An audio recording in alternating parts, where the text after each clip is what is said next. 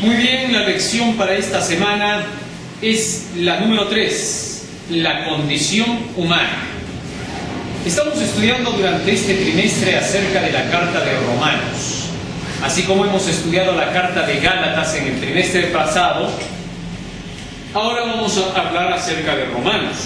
Pero en Romanos encontramos solamente un paralelismo con las cosas que se dicen a los Gálatas. La preocupación del apóstol Pablo en Galacia eran los falsos maestros judaizantes que se habían metido dentro de la iglesia para hacer que los hijos de Dios creyeran en Jesús, pero a su vez aceptaran las tradiciones, los rituales y las ceremonias antiguas. Todo eso tenía valor, pero solo hasta que Cristo llegó para el cumplimiento de cada una de estas cosas en la realidad. Así que no podemos desvalorizar tampoco esas ideas que tenían los judíos antiguos. Solamente lo único negativo que había en sus enseñanzas eran las tradiciones. Eso era lo único malo, porque ellos habían inventado un sistema nuevo de obediencia a la ley, algo distinto de lo que Dios había declarado que se tenía que aprender. Ahora, en base a las leyes rituales, las ceremoniales, todo cuanto se hacía en la ley ritual tenía valor, repito, hasta que Cristo llegó. El símbolo se encontró con la realidad. Después de que Cristo llega, el seguir practicando la ley ceremonial y los ritos como la circuncisión ya era simplemente querer la salvación por medio de obras personales y humanas. Si en un tiempo tuvieron valor espiritual, ahora solamente tenían un valor humano, y por lo tanto se les podía contar como simples obras de la ley antigua del primer pacto. Ahora, con la muerte de Jesucristo comenzó el segundo pacto en la realidad, porque antes el segundo pacto estaba practicado por medio del símbolo. Adán hasta Moisés, todos esos patriarcas habían practicado la ley, habían obedecido la ley a través de los símbolos y las figuras que por la fe señalaban al Redentor del mundo. Los israelitas, a su vez, cuando reciben el primer pacto de la ley, para tener que obedecer sin la ayuda de Dios, allí fueron probados para que necesitaran el segundo pacto, que también se les dio en forma de símbolos para la representación del Mesías y a su vez con la ley de los 10 mandamientos. Todo eso era un símbolo de lo que sería el nuevo pacto con la llegada de Cristo. Ese nuevo pacto que ya lo cumplió Adán, pero en forma de símbolos en el pasado. Ese nuevo pacto ahora se ratifica con la muerte de Cristo, y de allí en adelante todos debían de seguir obedeciendo la ley, pero a través del sistema del sacrificio de Cristo y ya no de los animales. Muy bien, todo eso era entonces el primer y el segundo pacto. Ese es el paralelismo entre el libro de Romanos y de Gálatas. Ahora el apóstol Pablo se introduce a los romanos con su carta en el capítulo 1, declarando cosas que iban a llamar la atención tanto de judíos cristianos como de judíos no convertidos al cristianismo y de romanos que eran paganos. En el capítulo 1 hace mención de la condición mundana o pagana que estaba imperando en ese tiempo, y dice así, capítulo 1, después de que da su salutación. Pablo siempre estaba acostumbrado a entrar con sus saludos en sus cartas, pero después de que da esta salutación, se va directo hasta el versículo 16, donde dice, porque no me avergüenzo del Evangelio, porque es poder de Dios para salvación a todo aquel que cree, al judío primeramente y también al griego. Ahora, ¿por qué Pablo está haciendo mención de que el Evangelio es poder de Dios para salvación? ¿Qué estaba pasando? ¿Que alguien le había dicho a Pablo que el Evangelio no era poder de Dios para salvación? Lo que pasa que en Roma se tenían las ideas filosóficas traídas de Grecia, de la helenística Grecia, y desde más antes de Persia, de Mesopotamia. Entonces, la gente de ese sector de Roma creía que tenía la salvación en sí misma, que no necesitaba de un poder externo a ellos, sino que ellos tenían la salvación interna, que la traían como seres divinos en la sangre de los dioses en los que ellos creían, puesto que ellos pensaban que los humanos se mezclaban con los dioses. De ahí que entonces el apóstol Pablo exaltó el Evangelio por encima de las filosofías que tenían entonces los romanos. Y los cristianos, y judíos cristianos, y judíos puros, estaban mezclándose con ciertas ideas parecidas al practicar el judaísmo. Y entonces Pablo tuvo que destacar el Evangelio por encima de eso. ¿Cómo así? Sigan leyendo. Versículo 17. Porque en el Evangelio la justicia de Dios se revela. Fíjense lo que está diciendo. En el Evangelio la justicia de Dios se revela. Vale decir, las enseñanzas y leyes de Dios se dan a conocer. El criterio de Dios, la filosofía de Dios, el conocimiento de Dios se da a conocer en el Evangelio. ¿A través de qué? Sigue diciendo. Se revela por fe, por el oír de la palabra de Dios, y para fe, para oír la palabra de Dios. Tú la oyes, tú la das. Y sigue diciendo más. Como está escrito, mas el justo por la fe vivirá. En otras palabras, está diciendo Pablo, lo que se requiere es la búsqueda de la palabra de Dios, donde se encuentra la fe, donde la justicia se descubre, la realidad, y ya no la filosofía común. La filosofía enseñaba que dentro de nosotros encontrábamos las respuestas a nuestras dudas para la vida, y que si buscábamos en nuestro interior la gnosis, el conocimiento, pronto descubriríamos cómo debíamos de vivir en este mundo. Ellos creían que el secreto de la existencia estaba en el interior. Pero ahora el apóstol Pablo está diciendo, no señor, el secreto de la existencia está en el exterior. ¿Dónde? En el Evangelio, que es donde se revela la justicia de Dios por la fe y para fe. Interesante. Entonces, con eso estaba desechando la filosofía humana y los conocimientos humanos. Y ahora demuestra lo opuesto. ¿Qué pasa cuando no tienes la buena noticia en tu cabeza, el Evangelio? Cuando te quieres conducir sin una conducción superior. ¿Qué pasa? Dice, versículo 18, porque la ira de Dios se revela desde el cielo contra toda impiedad e injusticia de los hombres que detienen con injusticia la verdad. Porque lo que de Dios se conoce les es manifiesto, pues Dios se lo manifestó. ¿A quién? Vamos a ver, sigue diciendo. Porque las cosas invisibles de Él, su eterno poder y deidad, se hacen claramente visibles desde la creación del mundo, siendo entendidas por medio de las cosas hechas, de modo que no tienen excusa. Pues habiendo conocido a Dios, no le glorificaron como a Dios ni le dieron gracias, sino que se envanecieron en sus razonamientos, y su necio corazón se entenebreció. Profesando ser sabios se hicieron necios, y cambiaron la gloria del Dios incorruptible en semejanza de imagen de hombre corrupto, de aves, de cuadrúpedos y de reptiles. Ahora, nótese bien. ¿A quién se está dirigiendo Pablo acá? A aquellos que se decían ser, ¿qué? Sabios. Los grandes científicos, los grandes filósofos y conocedores del tiempo de Pablo y hacia atrás, hacia el principio del mundo. Y es que, si nosotros vamos hacia las culturas antiguas como Egipto, Asiria, Babilonia, todo Mesopotamia, ¿qué nos vamos a encontrar? Que todos esos imperios tenían un conocimiento altísimo.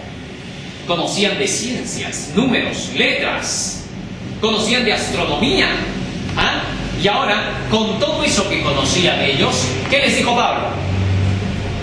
aunque ustedes no han tenido el gran privilegio del conocimiento que tienen los cristianos a través del Evangelio, sí han tenido el suficiente conocimiento para entender a Dios. Y habiéndolo conocido a Dios, no lo quisieron glorificar como tal. ¿Qué les indica eso? Eso indica que la ciencia, los grandes científicos, saben que existe Dios. Tienen las pruebas a la mano. Saben que existen todas las pruebas arqueológicas, paleontológicas. Se han encontrado restos de todo tipo de cosas que demuestran la veracidad de las Escrituras. Así que saben que hay Dios, pero no quieren glorificarlo como a Dios. Alejan a Dios de su mente.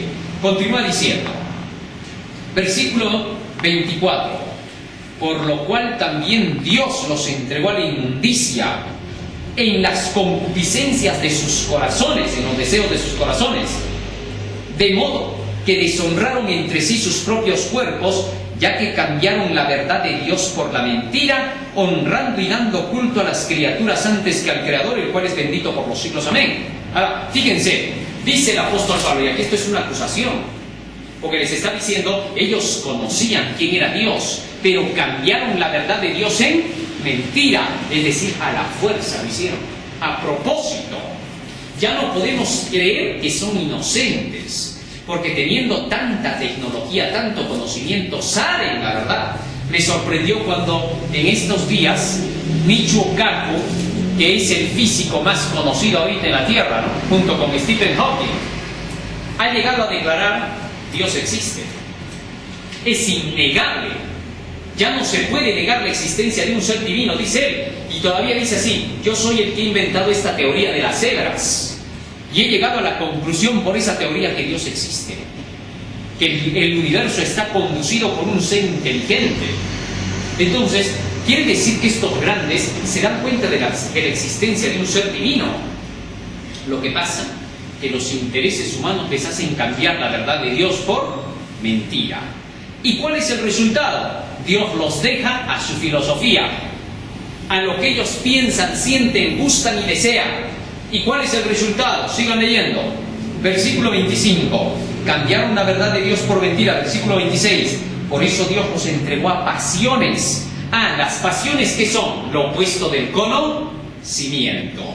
A pasiones vergonzosas. Pues aún sus mujeres cambiaron el uso natural por el que es contra naturaleza. Es decir, se volvieron lesbianas. Increíble.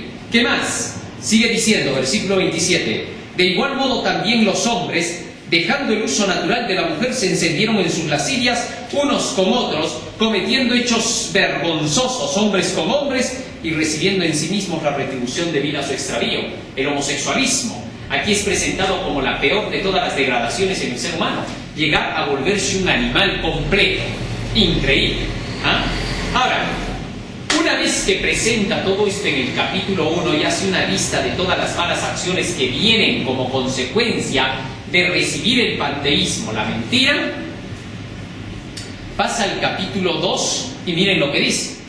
Versículo 1, por lo cual eres inexcusable, oh hombre, quien quiera que tú seas, que juzgas, pues en lo que juzgas a otro te condenas a ti mismo, porque tú que juzgas haces lo mismo.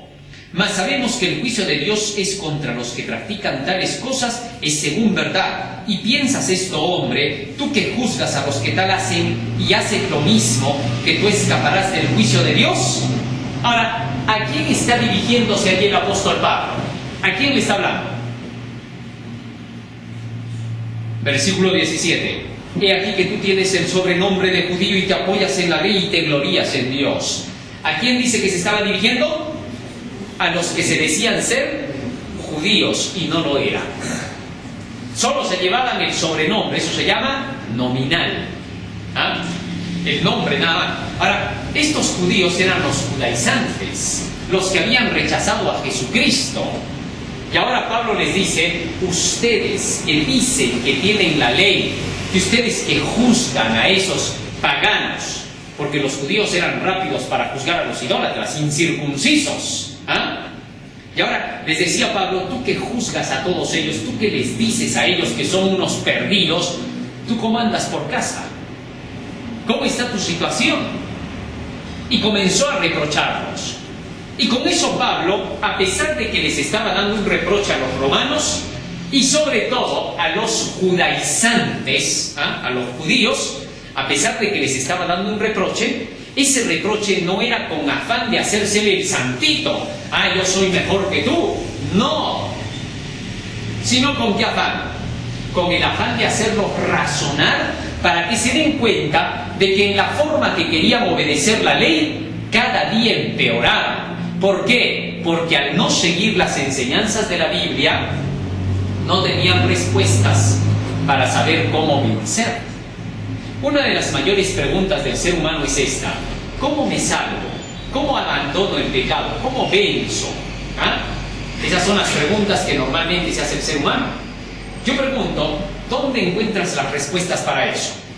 ¿El pastor? No. ¿El predicador? No. ¿Sócrates? ¿Platón? ¿Aristóteles? No. Entonces, ¿dónde encontramos esas respuestas? En Dios. Cuando venimos al Evangelio, en el Evangelio encontramos nosotros cómo se puede alcanzar la justicia. Algo que no podemos encontrar en ningún libro, ni en ningún escritor, ni en ningún pensador. Y el apóstol ahora les dice, fíjense, ustedes que dicen que tienen que cumplir la ley, que la ley está por encima de todo, ¿la cumplen? Buena pregunta. Hoy se puede decir mucho de esto a muchos cristianos, que dejan de lado la Biblia y siguen su propio razonamiento y filosofía. Cuando sigues tu propio razonamiento y filosofía, terminas haciéndote santo tú mismo, de acuerdo con tus pensamientos, pero ante el mundo eres el peor. Los fariseos y los saduceos parecían ante el mundo los más buenitos. ¿Por qué? Porque apenas la gente los veía, como ellos andaban con su ética, siempre se les veía, ¿no?, pasando por las calles todos alturados. Rabí, le decían, y él miraba, ¿no?, ¿cómo estás? Y si era alguien que no le caía o era demasiado pobre, Rabí, le decían, con mirarte ya te saludé. Es increíble, ¿no? Entonces, ellos por su cargo, por su nombre, parecían tan santos. Pero entonces, lo peor venía cuando los saludaban así. Cuando ya estaba pasando, santo, buenos días. Porque eso significaba fariseo. Cuando decía, fariseo, buenos días, ¿qué le estaban diciendo? Santo, buenos días. Pero cuando ahora te dicen fariseo, ¿qué sientes? A ver, si alguien te dice fariseo, buenos días, oye, ¿qué tienes? ¿Por qué me dices fariseo? Es que ahora ya el término fariseo ya se conoce de quién era. Cuando pasaba el saduceo y se le decía, saduceo, buenos días, ¿qué se le estaba diciendo? Justo, buenos días. Porque saduceo significa justo. Entonces, desde su nombre la gente oía lo que se decía de ellos. Los tenía en alta estima por su cargo, por su autoridad. Porque lo malo del ser humano es eso, ¿no? Puede estar pasando por su lado el alcalde más corrupto, ¿no? ¿Y cómo lo saluda? Señor alcalde, ¿cómo está? Todo, como decimos, ¿no?, de esos aduladores. Porque ya sabemos que son los peores muchos de ellos, pero cuando lo vemos, señor alcalde, ¿cómo está? Pero pase, por favor, a mi humilde casita, mi chocita. Así le decimos, no tan solo por quedar bien. Así pasaba con los fariseos y los saduceos. Por más que sabían que eran lo peor, igual los seguían saludando como si fueran santos ángeles de Dios.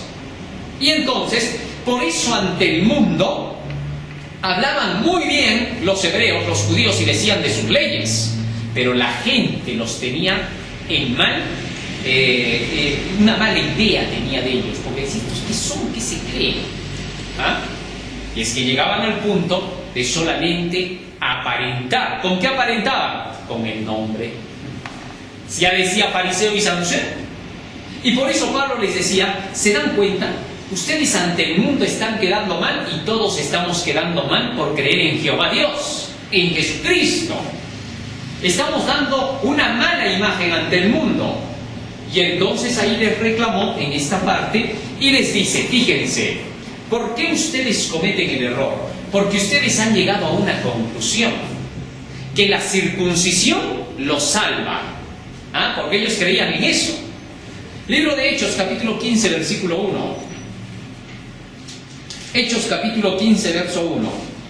Entonces algunos que venían de Judea enseñaban a los hermanos: si no circuncidáis conforme al rito de Moisés, no podéis ser salvos.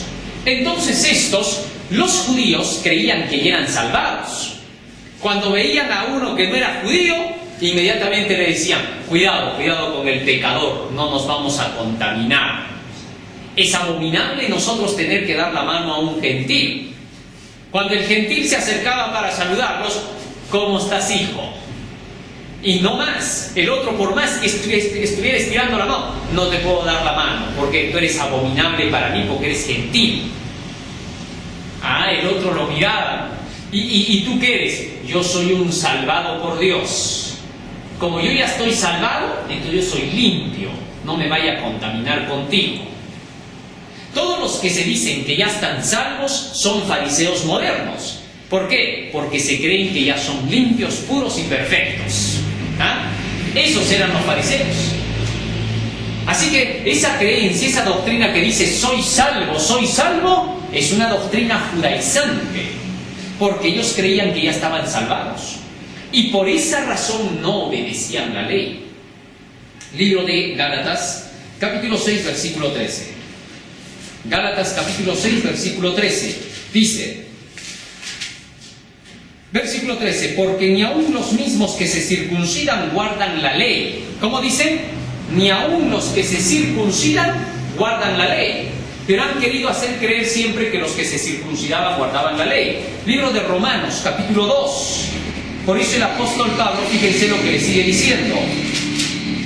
Romanos, capítulo 2. Versículo 25 al 27. Pues en verdad, la circuncisión aprovecha si guardas la ley. Pero si no guardas la ley, tu circuncisión viene a ser incircuncisión. Si pues el incircunciso guardare las ordenanzas de la ley, ¿no será tenida su incircuncisión como circuncisión? Y el que físicamente es incircunciso, pero guarda perfectamente la ley, te condenará a ti, que con la letra y con la ley y con la circuncisión eres transgresor de la ley. ¿Qué les parece? Ahora el apóstol les estaba haciendo frente en su terreno. Si tú estás circuncidado y dices que estás salvado, te aprovecharía eso si guardaras la ley. Pero como no la guardas, sigues perdido. ¿De qué salvado me hablas? Y ellos renegaban cuando se les decía eso. Y Pablo los hacía razonar: pero entiende, pues hermano, tú dices estar salvado, y sin embargo, ante el mundo te conocen que tú no cumples la ley. ¿De qué salvado me hablas? Así que deberías reconocer más bien humildemente que eres un pecador, que no puedes ser un justo, que no puedes ser un santo todavía, que te falta, que necesitas de la justicia de Cristo para que puedas ser transformado. Es decir, tienes que crecer, no has crecido. Los verdaderos cristianos siempre deben reconocer que hay que obedecer toda la ley, y a su vez reconocen que les falta mucho, y por eso permanecen en esa ley, no se apartan, quieren obedecerla, siguen tras esa ley hasta cumplirla, y utilizan del sacrificio de Cristo para lograrlo. Tal es así que ante el mundo el cristiano no queda mal, porque cuando el mundano le quiere decir al cristiano: oye, pero tú también cometes imperfecciones. Así es, pero las estoy superando cuando estoy obedeciendo lo que dice la palabra. Para eso me he unido con la verdad, para eso sigo la Biblia, porque quiero cambiar, quiero mejorar cada día. Y el cristiano mejora por eso cada día, va avanzando, las imperfecciones se van quitando de su vida, paso a paso, pero se van quitando. Pero él renunció a todo pecado y por esa razón quiere seguir obedeciendo la ley. No para de obedecer la ley, porque la Biblia dice: eres santo, sí, más santo todavía. Cada día se tiene que crecer más. Entonces, aquí el apóstol Pablo les estaba reclamando eso a los romanos. Y ahora, fíjense lo que les dice. Capítulo 2, versículo 13. Porque no son los oidores de la ley los justos ante Dios, sino los hacedores de la ley serán, ¿qué dice? Justificados. Ahora Pablo les dice, no son los oidores de la ley, ustedes son oidores de la ley, les decía a los judaizantes, pero ser hacedores, porque los hacedores son los justificados por Dios. Y ahora dice algo fuerte, versículo 14, porque cuando los gentiles que no tienen ley porque cuando los gentiles que no tienen ley hacen por naturaleza lo que es de la ley, estos, aunque no tengan la ley, son ley para sí mismos. Ahora, fíjense bien, dice, porque cuando los gentiles que no tienen la ley hacen por naturaleza lo que es de la ley, son ley para sí mismos. En ningún momento ha dicho con esto el apóstol Pablo que sin ley podemos ser mejores. No, fíjense lo que ha dicho. Estos que no tienen ley pero hacen lo que dice la ley, tal es así que el gentil no puede decir yo guardo el domingo. No puede, porque si dice eso ya no está haciendo lo que dice la ley. Pero acá dice, hacen lo que dice la ley.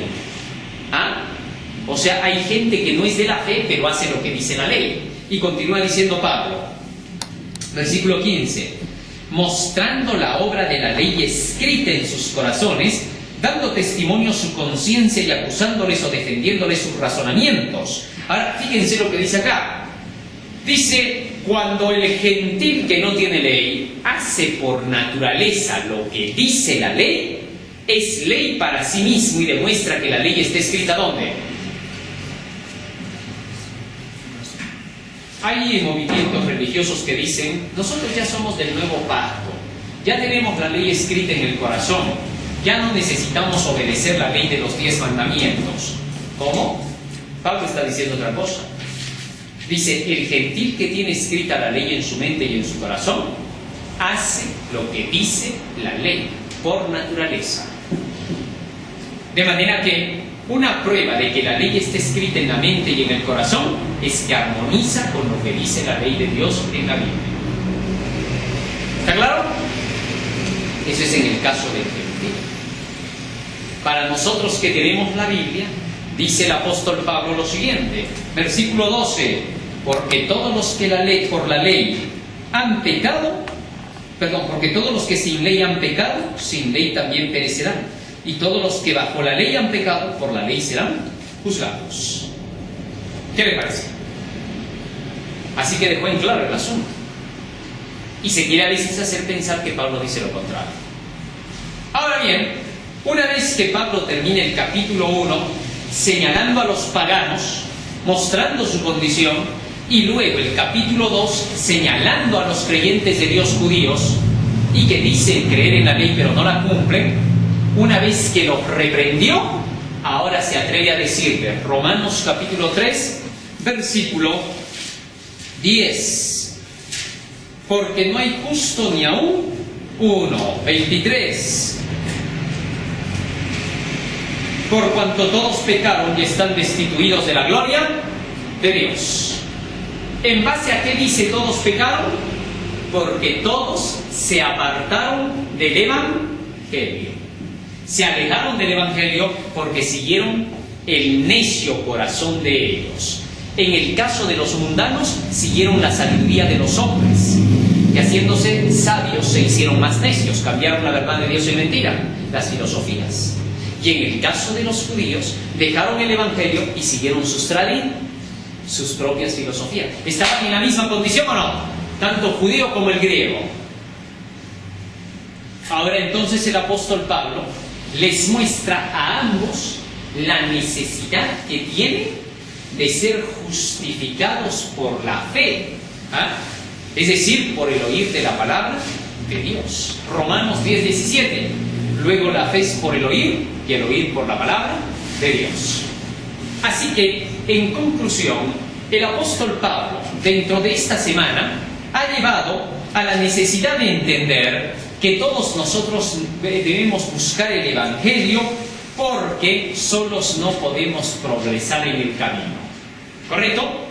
El ser humano no puede alcanzar ningún progreso cultural ni racional, puesto que ya hemos visto lo que dice Pablo. Dejaron la verdad, siguieron la mentira y honraron a las criaturas antes que al Creador. ¿Eso es progreso? No, eso es descenso, caída. Y esto era lo que tenían en común judíos y gentiles. Y el último punto que estudiamos en la lección en esta semana es el arrepentimiento. ¿Correcto? El arrepentimiento, ¿cómo se produce en el ser humano? Dice el libro de Romanos capítulo 2, versículo 4. ¿O menosprecias las riquezas de su benignidad, paciencia y longanimidad, ignorando que su benignidad te guía al arrepentimiento? ¿Qué cosa dice que nos guía al arrepentimiento? La benignidad de Dios. ¿Qué cosa es la benignidad de Dios? Romanos capítulo 7, versículo 12. Romanos 7, 12. De manera que la verdad de la ley es santa, y el mandamiento es santo, justo y bueno. ¿Qué cosa es la benignidad de Dios? Su ley, su mandamiento. Ahí está lo bueno de Dios. Y dice, ignoras que su benignidad te guía al arrepentimiento, te guía a arrepentirte. Solo la ley puede producir la necesidad del arrepentimiento, porque la ley es puesta en la mente y en el corazón por el Espíritu Santo, quien convence de pecado, de justicia y de juicio. Ezequiel 36, 27 dice, pondré mi espíritu dentro de vosotros, y haré que andéis en mis mandamientos, los guardéis y los pongáis por obra. Así que es el Espíritu Santo el que nos conduce a la necesidad del cambio. Cristo dijo en San Juan capítulo 14 versículo 6 que el Espíritu Santo tiene la misión de convencernos de pecado, de justicia y de juicio, hasta el versículo 8. Bien, ahora, teniendo eso en cuenta, es el Espíritu Santo el que produce en nosotros la necesidad del cambio, presentándonos la ley de Dios. Salmo 19, 7. Fíjense lo que dice la Biblia.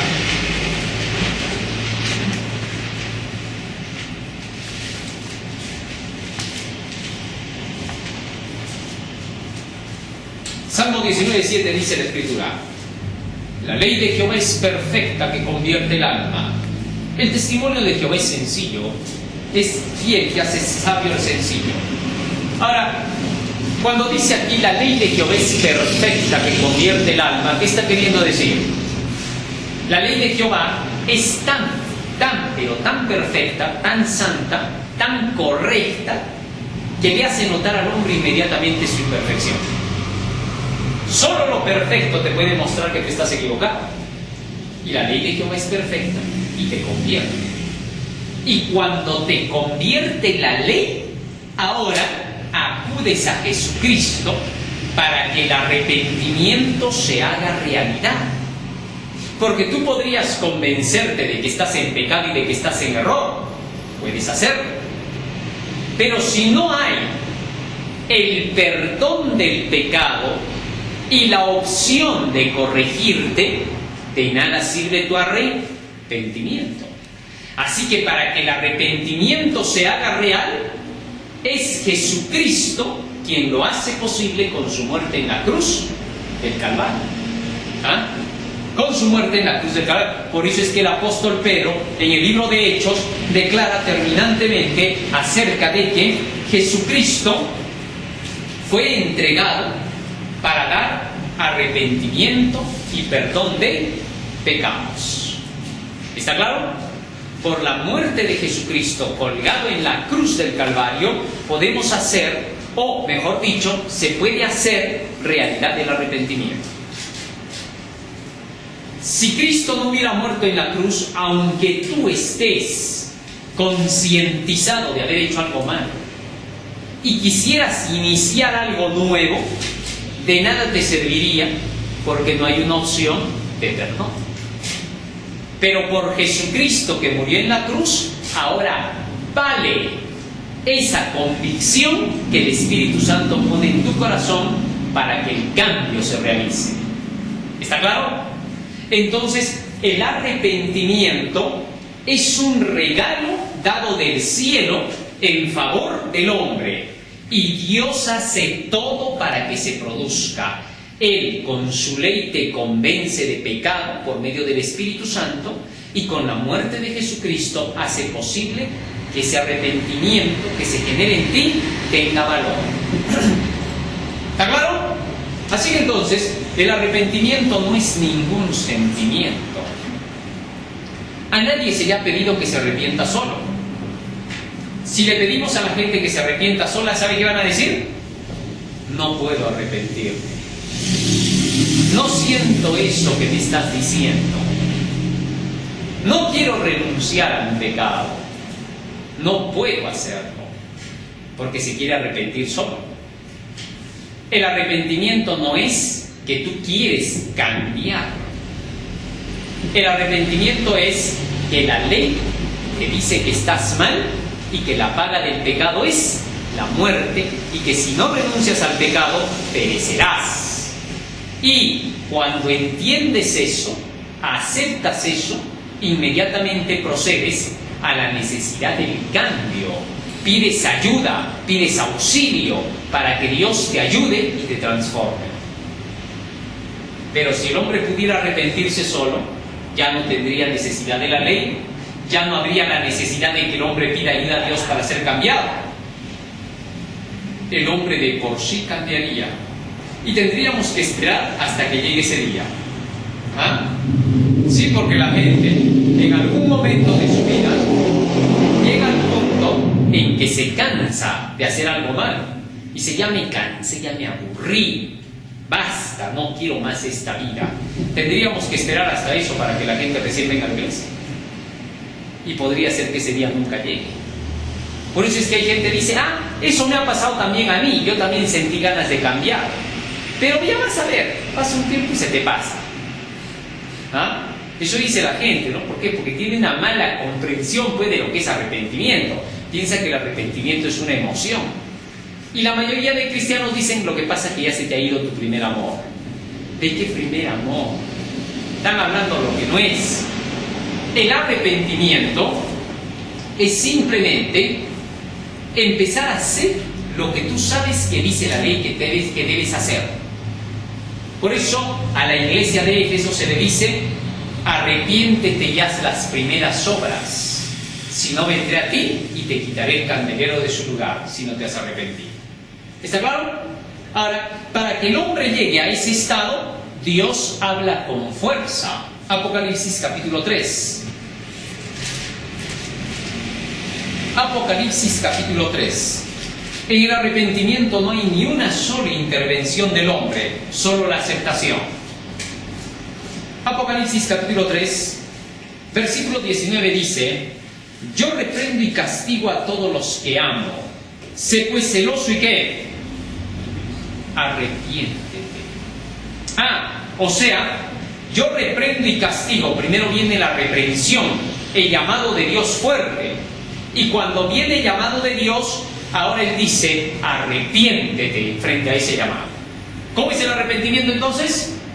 Una aceptación de lo que Dios está pidiendo que tengamos que hacer y decidirse hacerlo.